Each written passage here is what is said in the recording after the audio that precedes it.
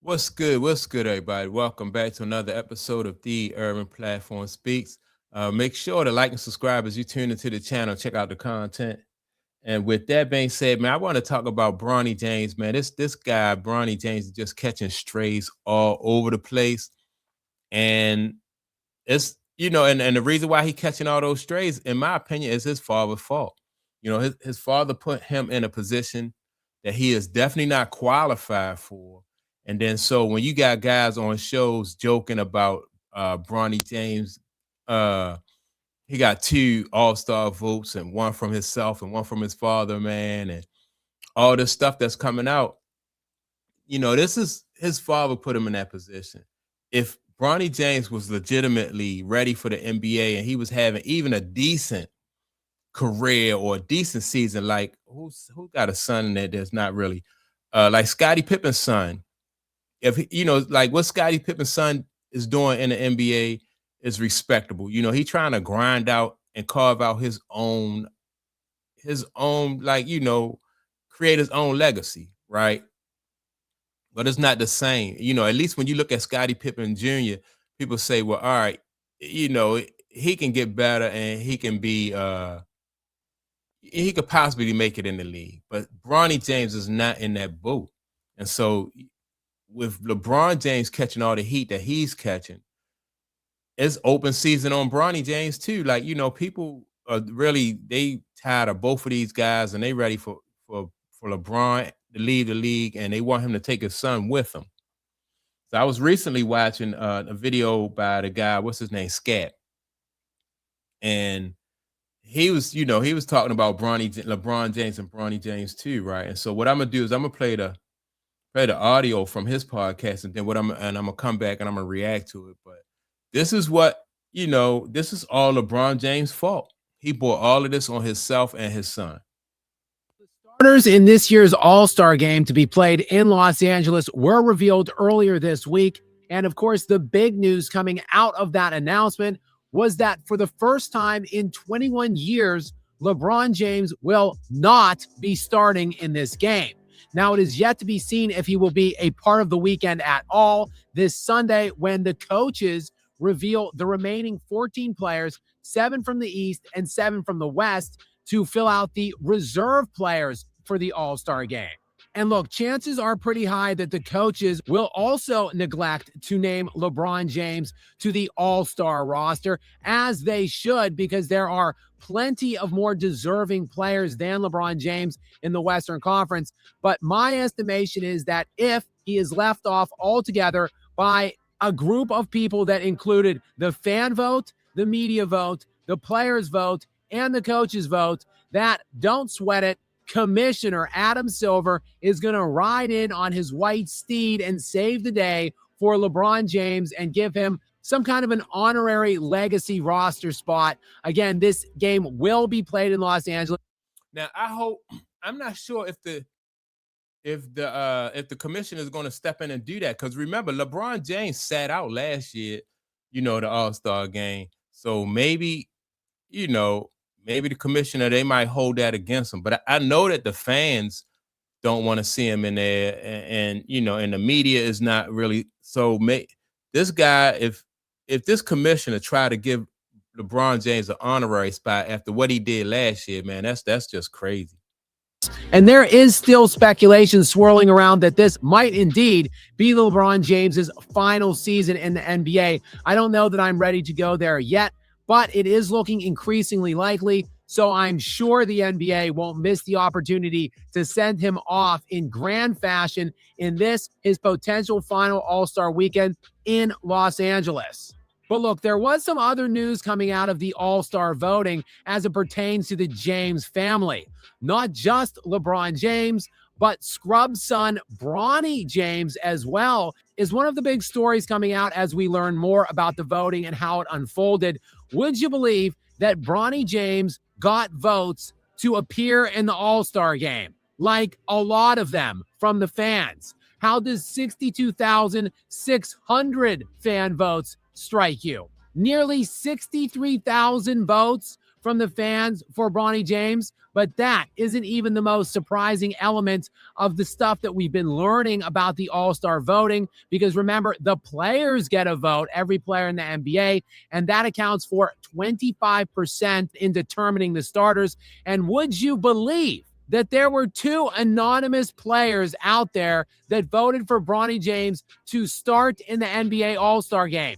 And I simply have to know who these two players were. I think the entire ballot is anonymous, so I don't know how we're going to get to the bottom of this, what kind of investigation we can launch, but I simply must know what two players voted for Bronny. Was it, in fact, LeBron himself and Bronny voting for himself? That constitutes the two players that voted for Bronny to get in to the starting lineup of.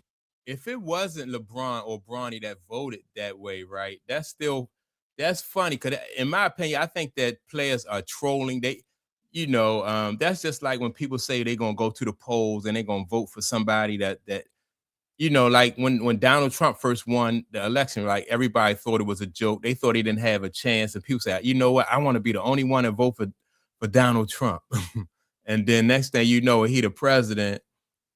So it could be that type of situation when people, was just trolling.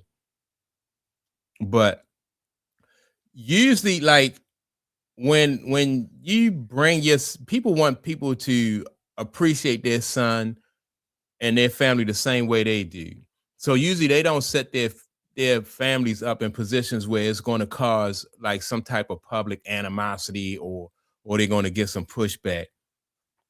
And so that's why I say LeBron James, in my opinion, put his son in that position, where people just trolling, 62,000 votes or 63,000 votes for All-Star, that would have been funny. That would have been funny, man, if his son had a guy, if he get into the All-Star game.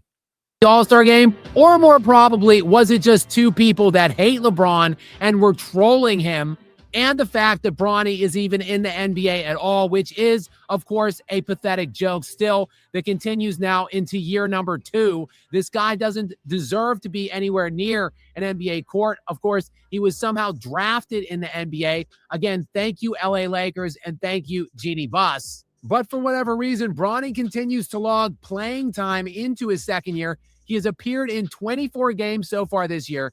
He's averaging just about 7 minutes per game. And check out Bronny's stat line this season. 1.5 points, 1.1 assists, and a half rebound per game. And look, it doesn't get much better when you're looking at his shooting splits. In fact, it gets even worse.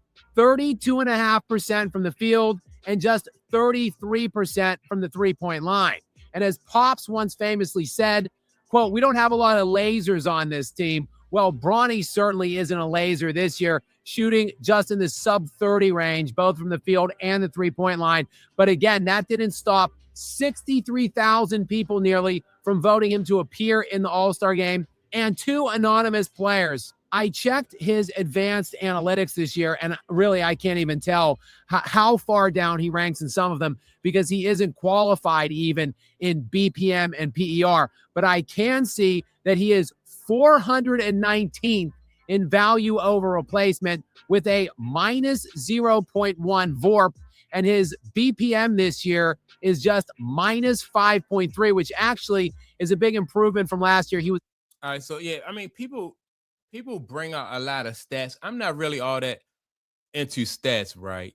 Like I said, if he was somebody who even resembled somebody who could had an opportunity or had a legitimate chance of making it in the NBA, then even these stats you could throw out the window, because you got to figure, there are 450 players in the league, and like everybody in the league don't have really great stats, but you want to think that everybody in the league is qualified to be there, and so. But this guy is not qualified to be there. So when you bring up stats like this, that's cool. But there may be somebody in the league who has stats close to what Bronny James had because they don't get in the game.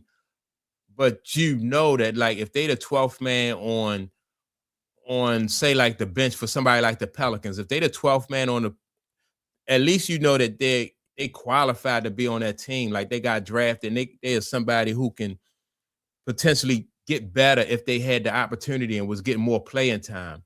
I don't see this with Bronny James. Like if he get more playing time, I don't see him.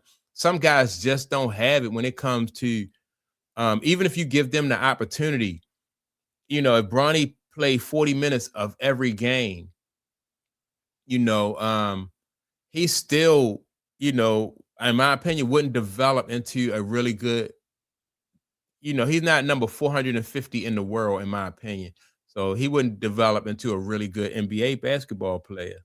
And so, yeah, man. And so he taking all of this flack, he getting all of this pushback, and people trolling him because of his father. His father set him up for this. And I'm curious to see like what's going to be the long-term effect, as far as their relationship is concerned, and on this guy, man, because his father set him up for failure. So that's my take on it. Make sure to like, subscribe to the channel. Also, don't forget to leave a comment, and I'm gonna check you all out in the next video. Peace.